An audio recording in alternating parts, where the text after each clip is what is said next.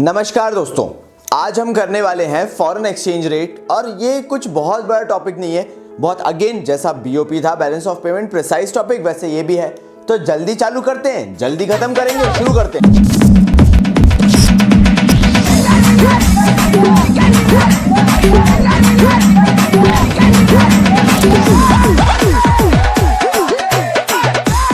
तो सबसे पहले शुरू करेंगे बाबा जी की बूटी #1 के अंदर। इसका बेसिक मीनिंग करेंगे और करेंसी एप्रिसिएशन और डेप्रिसिएशन क्या होता है वो भी देख लेंगे। आइए बाबा जी की बूटी #1। तो फॉरेन एक्सचेंज होता है, it is the rate at which one currency is exchanged for another currency और our domestic currency is exchanged for any other foreign currency। जिस भी रेट पे एक्सचेंज होगा वो हमारा फॉरेन एक्सचेंज कहलाएगा। यार अभी जैसे देखा जाए इंडिया में तो $1 के बदले नियर अबाउट 71 रुपीज, जैसे 71.20 मैं जो बोल रहा हूं उसके हिसाब से अभी एक्सचेंज रेट चल रहा है। तो ये कहलाता है हमारा फॉरेन एक्सचेंज रेट, जिस रेट पे हम $, के थ्रू एक्सचेंज कर रहे हैं। नाउ हमने ये रेट कुछ हद तक इंटेंशनल रखा था, कुछ आज के टाइम पे ये हो चुका है ग्लोबल इकोनॉमी में जो डील्स होती हैं या जो भी तरीके से चल रहा है उसके कारण। सो फिर दो वैल्यूज निकल के आती हैं, एक होता है करेंसी अप्रिसिएशन, करेंसी डेप्रिसिएशन। मान लेते हैं कि ये 71.20 से और कम होकर हो जाता है 72 रुपीज, तो ये जो होगा, ये करेंसी जो अपनी है इंडिया की, ये डेप्रिशिएट हो रही है। क्यों डेप्रिशिएट हो रही है? क्योंकि यार 71.20 पहले फिर भी कंपैरेटिवली कम पैसा देना पड़ रहा था पर डॉलर के हिसाब से, लेकिन अब हमें और ज्यादा पैसा देना पड़ रहा है। 70.70 मतलब 72.00 देना पड़ रहा है। इसका मतलब क्या हुआ? इसका मतलब यह है कि अब आप ज्यादा पैसा दे रहे हो कंपैरेटिवली $1 के। दैट मींस आपकी जो लोकल करेंसी है उसकी वैल्यू जो है वो फॉल हो रही है। तो एप्रिशिएट का मतलब क्या हुआ? जब यही 71.20 कम होकर हो जाएगी 70.00, मतलब स्ट्रांग हो जाएगा एक तरीके से, तो करेंसी अप्रिसिएशन कहलाता है। वाई? बिकॉज अब हमें कम रुपए देने पड़ेंगे। नाउ ये वर्कआउट कैसे करता है? यहां पे इसको डेप्रिसिएशन क्यों कहा गया और इसको अप्रिसिएशन क्यों कहा गया? एज अ नेशन देखो यार, आप तो एज अ नेशन अगर हमें $1 के बदले अब पहले के मुकाबले सिर्फ 70 रुपए का सामान बेचना पड़े तो मतलब हम स्ट्रांग हो रहे हैं। We have to sell less at $1। लेकिन डेप्रिसिएशन का मतलब पहले तो हम 71.20 समथिंग का बेच रहे थे, अब हमें और ज्यादा का बेचना पड़ रहा है, मतलब हमारी लोकल करेंसी जो है वो डेप्रिशिएट हो गई। This is how this thing work. अब आ जाते हैं हमारी बूटी #2 के अंदर, जिसमें हम सीखेंगे कि कितने टाइप्स के एक्सचेंज रेट सिस्टम होते हैं और हमारे भारतवर्ष के अंदर कौन सा चलता है। आइए चालू करते हैं बूटी #2। तो बिना बात के क्यों कंफ्यूजन बढ़ाऊं और क्यों बिना बात के डिटेलिंग में जाऊं, जब मैं आपको प्रिसाइजली पॉइंट बाय पॉइंट बता सकता हूं। पहला पॉइंट हमारा जो कि कहता है कि एक फिक्स्ड एक्सचेंज रेट सिस्टम हमने सबसे पहले इंट्रोड्यूस किया था और उसके अंदर कुछ की पॉइंटर्स थे जो हमें याद रखने हैं। Now fixed exchange rate system कहता था कि एक फॉरेन करेंसी के थ्रू डोमेस्टिक करेंसी का जो एक्सचेंज रेट होगा वो फिक्स्ड कर दिया जाएगा बाय द भारत सरकार, यानी बाय द गवर्नमेंट। कैसे फिक्स्ड किया जाएगा देखते हैं पॉइंट बाय पॉइंट, और इसके बाहर से कुछ नहीं आना, तो ये लिख लो, तुम्हारा काम हो जाएगा। कैसे? सबसे पहले exchange rate is fixed by the government, Bharat सरकार फिक्स करेगा।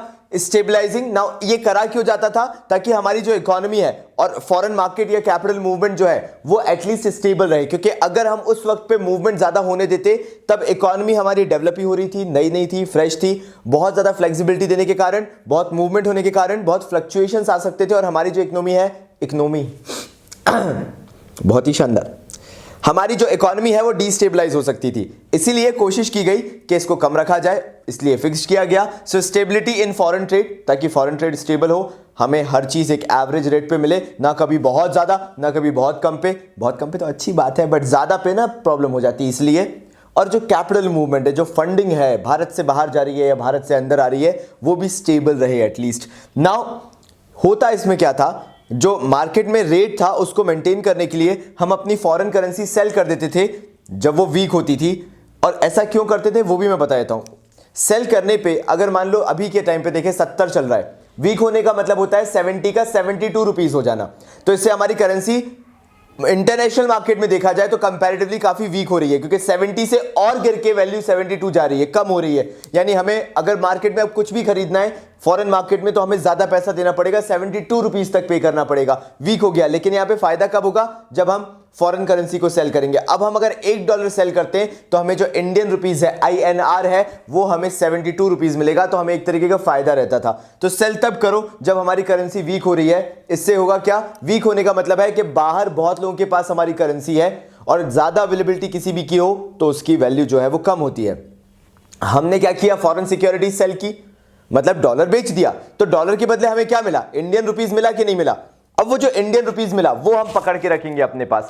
जब पूरे मार्केट से सैचुरेट होकर इंडियन रुपीज हमारे पास आएगा तो हमारे लिए वो बेनिफिशियल है, हमारे लिए वो फायदेमंद है। इसलिए बोला गया, बेनिफिशियल फायदेमंद क्यों है पता है, क्योंकि मार्केट से हट गया और हमने उसकी पकड़ बना ली। अब हम उसको कंट्रोल कर सकते हैं। इसलिए बोला गया कि एक्सचेंज रेट जो है वीक होता था तो हम खरीद लेते थे ताकि हमारे जो वैल्यू है रुपीस की वो वापस बढ़ने लगे। फिर बोला कि अगर हमारा एक्सचेंज रेट, सोच के देखें, अगर हमारा एक्सचेंज रेट किसी भी तरह से स्ट्रांग होने लगता था, मतलब स्ट्रांग यानी हमारी रुपीस की वैल्यू स्ट्रांग हो गई, बढ़ गई, उस केस में क्या करें, एक्सचेंज रेट हमारा स्ट्रांग हो गया, मतलब मार्केट में 70 रुपए का हमारा जो रुपया था वो 69-68 रुपीस तक चला गया। अब क्या करें उस केस में, उस सिनेरियो में जब 68-69 रुपीस हो जाता था तब हम फॉरेन करेंसीज खरीदना चालू करते थे। खरीदना क्यों चालू करते थे भाई, क्योंकि हमें सस्ती पड़ रही थी फॉरेन करेंसी उस टाइम पे। वरना हम अगर जब हमारा रुपया वीक हो जाए तब खरीदने बैठो तो बहुत महंगी पड़ती थी। अगर हमारी करेंसी स्ट्रांग है तब खरीदो, तब 68-69 रुपीस की पड़ेगी, आपको फायदा होगा। उस सिनेरियो में हम खरीदते थे जब फॉरेन करेंसी के हिसाब से हम देखें, अगर फॉरेन करेंसी से कंपेयर करके देखें तो हमारा रेट ऑफ एक्सचेंज स्ट्रांग हुआ करता था। ठीक है, ये डिटेल बता दिया। Value is fixed by some external standards. हम अपनी जो वैल्यू होती थी वो एक्सटर्नल स्टैंडर्ड्स के थ्रू फिक्स करते थे। नाउ हम अपनी करेंसी को कंपेयर करने के लिए कोई भी एक्सटर्नल स्टैंडर्ड है जिससे हम बेस बना के ले सकते हैं। जैसे हम जनरली जो लेके चलते हैं वो होता है हमारा गोल्ड। तो एक्सटर्नल स्टैंडर्ड्स के थ्रू आप फिक्स कर दो। मे बी दूसरी करेंसी जैसे इवन डॉलर को लेके चला जाता है, हाँ गोल्ड इज द बेसिस, लेकिन हम कंपेयर डॉलर से करते हैं अपनी करेंसी को। तो ठीक है, fixed by some external standards that can be gold, silver और एनी अदर प्रेशियस मेटल, उससे आप कर सकते हो। अब इसमें दो चीज होंगी, अगर आप टाई अप कर रहे हो अपनी करेंसी को किसी और करेंसी से तो उसको आप बोलोगे pegging, if you are tying up. और अगर आप उसी चीज को कंपेयर कर रहे हो, value of currency is fixed in terms of some other currency, और अगर आप फिक्सेशन लेकर आ रहे हो तो वो आपकी कहलाती है पैरिटी वैल्यू। तो दो चीजें सीखी, अगर आपने यहां पे सिर्फ टाई अप किया है तो वो कहलाएगा पेगिंग, और वहीं पे अगर कंपैरिजन कर रहे हो, फिक्स्ड कर दिया है आपने कि भाई ये वैल्यू फिक्स्ड है, तो उसको कहोगे आप पैरिटी वैल्यू। ये चीजें ध्यान में रखने वाली हैं। क्या क्या सीखा हमने इसके अंदर, एक बार फिर से रिवाइज कर लेते हैं, क्योंकि अगर ये आए तो आपको बनना चाहिए, बिल्कुल अच्छे से बनना चाहिए। तो पहली चीज हमने सीखी कि फिक्स होती है भारत सरकार से। ये फिक्स क्यों करते हैं, ताकि एक कंट्रोल रख सकें और स्टेबिलिटी आ सके हमारे फॉरेन ट्रेड में और कैपिटल मूवमेंट में। फिर उन्होंने बोला दो तरीके से होगा, अगर हमारी करेंसी वीक होती है तो बेचना चालू करो और अपनी करेंसी वापस बुलवा लो। फॉरेन करेंसी बेच दो क्योंकि वीक है, रुपया ज्यादा से ज्यादा इन हो जाएगा क्योंकि आपने तब बेचा है जब आपकी करेंसी वीक है। जब स्ट्रांग हो आपकी करेंसी तब मार्केट में अपनी करेंसी को निकालो और फॉरेन करेंसी को खरीदना चालू कर दो, यानी बाइंग फॉरेन करेंसी। हम जब अपनी करेंसी को फिक्स करते हैं एक्सटर्नल स्टैंडर्ड्स के साथ तो वो चीज हम फिक्स कर सकते हैं किसी भी प्रेशियस मेटल से, चाहे वो गोल्ड हो, सिल्वर हो या कुछ और हो। जब हम टाई अप करते हैं उस टाई अप को बोला जाता है पेगिंग, जब फिक्स्ड करते हैं तो उसको बोला जाता है पैरिटी वैल्यू। तो टाई अप करना मतलब हाँ भाई तेरे से कर लेते हैं, फिक्स्ड मतलब भाई तू ही है वो चीज। तो दोनों में डिफरेंस बस इतना है। इतना अगर आप लिख लोगे पूरा तो आपका काम पूरा हो जाएगा 100%। लिख लीजिए जल्दी से, अपन आगे बढ़ते हैं दूसरा फ्लेक्सिबल एक्सचेंज रेट सिस्टम पे। अब भाई सेकंड वाला होता है फ्लेक्सिबल एक्सचेंज रेट सिस्टम। ये बड़ा सिंपल है तो मैं डिटेल में नहीं जाऊंगा क्योंकि बिना बात के करने की जरूरत भी नहीं है। फ्लेक्सिबल एक्सचेंज रेट सिस्टम वो है जहां पे भारत सरकार दोनों हाथ ऐसे खड़े कर लेगी, यानी वहां पे गवर्नमेंट इंटरवीन ही नहीं करती है और जो एक्सचेंज रेट होता है वो फ्री फ्लो पे चलने देती है, जिस हिसाब से मार्केट में डिमांड है, जिस हिसाब से मार्केट में सप्लाई है। जैसे बांग्लादेश से ना कोई कुछ खरीदना चाहता है ना ही उसको कोई कुछ बेचना चाहता है, तो मतलब बांग्लादेश की करेंसी की ना कोई डिमांड है ना कोई सप्लाई है, यानी वहां पर बांग्लादेश की करेंसी की वैल्यू तो बहुत ही कम होनी चाहिए। ये होता है फ्लेक्सिबल एक्सचेंज रेट सिस्टम के अंदर। तो हम किसी एक पर्टिकुलर कंट्री को ऐसे अवॉइड नहीं कर सकते हैं, ये बात आप भी जानते हैं। इसलिए फ्लेक्सिबल एक्सचेंज रेट सिस्टम को अडॉप्ट नहीं किया गया फुल्ली, क्योंकि फिर से बोल रहा हूं, मैं जो बोल रहा हूं सुनना ध्यान से कि फ्लेक्सिबल एक्सचेंज रेट सिस्टम के अंदर साफ बोल दिया गया हमें कोई फर्क नहीं पड़ता लिटरली कोई फर्क नहीं पड़ता कि क्या एक्सचेंज रेट चल रहा है। हम तो साफ मान के बैठ गए भाई कि मार्केट में जिस हिसाब से करेंसी की डिमांड होगी, मार्केट में जिस हिसाब से सप्लाई होगी, उस हिसाब से एक्सचेंज रेट डिफाइन कर दिया जाएगा। डिमांड बहुत हाई है, सप्लाई थोड़ी कम है, एक्सचेंज रेट हाई जाएगा। डिमांड है नहीं, सप्लाई बहुत ज्यादा, एक्सचेंज रेट कम जाएगा। तो यहां पर आपको यही चीज ध्यान रखनी है फ्लेक्सिबल में। लेकिन हाँ, इसको अडॉप्ट नहीं किया गया क्योंकि इसमें होता था कि ये कि गवर्नमेंट इंटरवीन नहीं करती थी, जो कि मार्केट के लिए सही नहीं था। क्योंकि गवर्नमेंट का, मैं ये नहीं बोल रहा कि बहुत ज्यादा आना जरूरी है, बट लिमिटेड लेवल पे आना तो उनका जरूरी था। फ्लेक्सिबल को फ्लोटिंग एक्सचेंज रेट सिस्टम भी बोला गया। मतलब इसके अंदर जैसे इंडस्ट्रीज हो गई या बिजनेस फर्म्स हो गए, बिजनेस हाउसेज हो गए, एंटरप्रेन्योरशिप्स हो गए, ये जिस हिसाब से भी जिस कंट्री में भी गुड सेल वगैरह करना चाहते थे या बाय वगैरह करना चाहते थे, रॉ मटेरियल वगैरह, इन सबके हिसाब से ये लोग फॉरेन एक्सचेंज रेट जो है वो डिफाइन करते थे। मतलब जिस कंट्री से ज्यादा उनका लेना देना, उनका एक्सचेंज रेट उन कंट्रियों का तो हाई चला गया, क्योंकि वहां पे अगर उन्हें खरीदना है तो उस नेशन की करेंसी होना चाहिए, तभी तो आप वहां से खरीद पाओगे। तो मतलब जिन कंट्रीज के अच्छे अच्छे खासे इंडस्ट्री सेटअप थे, वहां की तो करेंसी की वैल्यू बहुत आई, और जो बेचारे खरीदने वाले थे, जो देश ज्यादा इतना अच्छा नहीं कर पाते थे, उनकी करेंसी की वैल्यू बहुत ही लो। तो इसी चीज को हटाने के लिए, इसी चीज को, जो हमारा फ्लेक्सिबल एक्सचेंज रेट सिस्टम है, इसको कभी अडॉप्ट नहीं किया गया। फिक्स्ड में भी ऐसी ही दिक्कतें आ रही थी कि बहुत ज्यादा रिजिडिटी हो गई थी, फ्लेक्सिबल में बहुत ज्यादा छूट दे दी गई थी। इन दोनों को मिक्स किया और एक नया सिस्टम बनाया गया, तीसरा, जिसे कहा गया मैनेज्ड फ्लोटिंग सिस्टम। तो भाई अब ये जो मैनेज्ड फ्लोटिंग आया ना, ये सबसे कमाल की चीज थी। क्योंकि उस फिक्स्ड में तो बोल दिया भाई कि टोटली फिक्स्ड है यार, कि आप उसको चेंज नहीं कर सकते, जो भारत सरकार है वो फिक्स कर रही है, सेंट्रल गवर्नमेंट, सीधी सीधी बात। फ्लोटिंग में बोला गया बिल्कुल ही फ्लोटिंग है यार, कोई भी बीच में इंटरवीन ही नहीं करेगा, बीच में आएगा ही नहीं, जैसा है चलता चला जाएगा। तो इसके बीच का रास्ता निकाला गया और बोला गया कि थोड़ा सा फिक्स्ड भी रहने देंगे और थोड़ा सा फ्लेक्सिबल भी रहने देंगे। मतलब सीधी बात है, एक दायरे के अंदर आप फ्लेक्सिबल हो सकते हो, उस दायरे से बाहर नहीं हो सकते। कैसे, मेरी बात ध्यान से सुनना। उन्होंने बोला फॉरेन एक्सचेंज रेट जो होगा अब वो डिटरमाइन किया जाएगा, अभी भी जैसे फ्लेक्सिबल में था, मार्केट फोर्सेस के थ्रू, डिमांड और सप्लाई के थ्रू। बिल्कुल सही है। मतलब आपको फॉरेन इकोनॉमी के अंदर अपनी वैल्यू दिखानी पड़ेगी, ग्लोबल इकोनॉमी के अंदर अपनी वैल्यू दिखानी पड़ेगी। अगर आप वाकई में प्रोडक्शन करते हो, मार्केट में गुड सेल कर सकते हो, उस लेवल पे हो, तो यस आपकी करेंसी की वैल्यू होगी। वो चीज तो वहां पे कॉमन थी। लेकिन करा गया, central bank influences exchange rate through intervention. लेकिन सेंट्रल बैंक यहां पे, जैसे हमारे इंडिया में अपना आरबीआई यानी reserve bank of India beach में आ गया और उन्होंने बोला कि सेंट्रल बैंक जो है वो बार बार बीच में इंटरवीन करके ये देखेगा कि ये फोर्सेस कहीं ज्यादा हावी तो नहीं हो रहे। मतलब एक ब्रैकेट दे दिया गया, ठीक है यार 70 रुपीज है ना। मतलब अभी हमारे भारत का जो चल रहा है, हमारे भारत का कुछ नहीं है अभी तो, खैर बहुत ज्यादा इधर से उधर चल रहा है, लेकिन मैं आपको एक ब्रैकेट बता रहा हूं। मान लो 70 रुपीज है, 70 रुपीज से अगर बढ़े तो 70.5 तक जा सकता है, कम हो तो 69.5 तक जा सकता है। हां अभी 71.20 आगे जा चुका है, मैं मना नहीं कर रहा, मैं तो आपको एक ब्रैकेट बता रहा हूं जो कि होना चाहिए लॉजिकली। थ्योरेटिकली वैसे भी कौन चलता है, जो है हाँ भाई ठीक है लिखा है तो क्या कर ले, बहुत बड़ी बात थोड़ी ना है।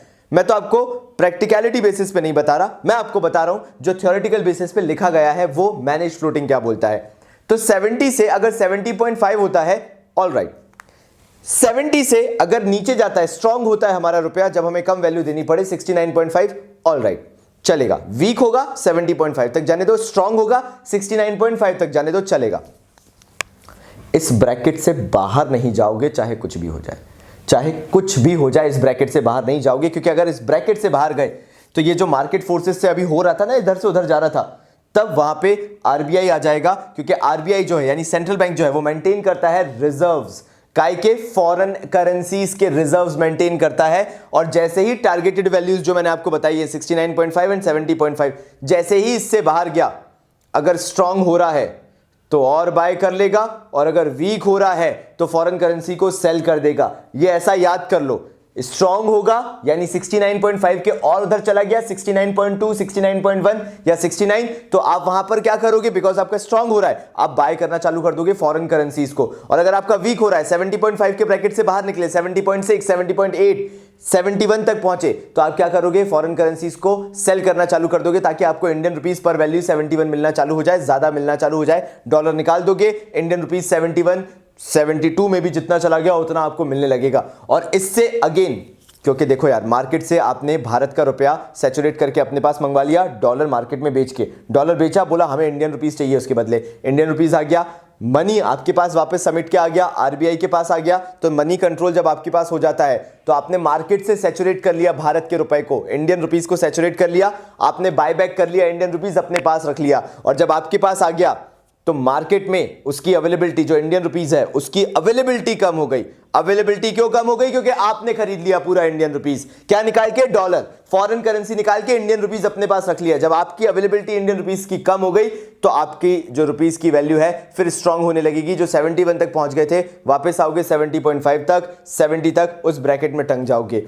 और जैसे ही आपकी करेंसी स्ट्रांग होती है 69.5 से बियॉन्ड जाके 69 रुपीस तक स्ट्रांग हो जाती है, 68, 67, 66 तक चली गई, मान लो भाई 66 तक चली गई, आप क्या करोगे? डॉलर खरीदने लगोगे। डॉलर कैसे खरीदोगे? इंडियन रुपीस को मार्केट में निकाल के, जा भाई तो इंडियन रुपीस जा, भारत का रुपया गया बदले में डॉलर आ गया, फिर भारत का रुपया गया बदले में डॉलर आ गया। तो भारत का रुपया जो है मार्केट में भयंकर अवेलेबल होने लगेगा। क्यों? क्योंकि हमने भारत का रुपया निकाल के डॉलर खरीदना चालू कर दिया। तो डॉलर हमारे पास है लेकिन भारत का रुपया बहुत ज्यादा अवेलेबल हो गया हर जगह। और जानते हो जिस चीज की अवेलेबिलिटी ज्यादा हो जाती है उसकी वैल्यू फॉल होती है। तो वैल्यू फॉल होकर जो 66 रुपीस तक हम स्ट्रांग हो गए थे, 67, 68, 69 और 70 रुपीस के ब्रैकेट के अंदर आ जाओगे।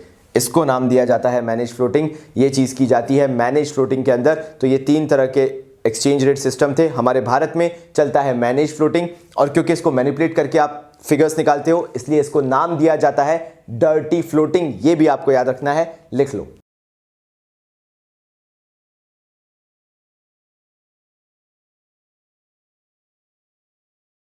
तो भाइयों बिना बात के ज्यादा बोर ना करते हुए ये छोटा सा टॉपिक मैंने आपको इसलिए बताया क्योंकि अगेन हड़बड़ी नहीं करना है, घबराना नहीं है, जल्दबाजी नहीं मचाना है। करेंगे तो पूरा सिलेबस, लेकिन कॉन्फिडेंस क्या होना चाहिए कि हमने हर एक चीज परफेक्शन के साथ की है।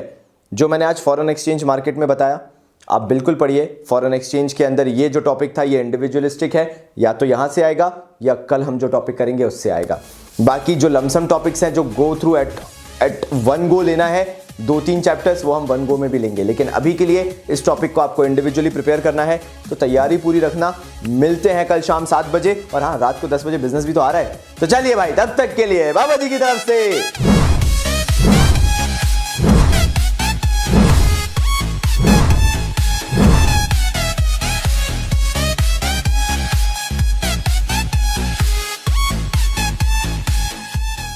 धन्यवाद।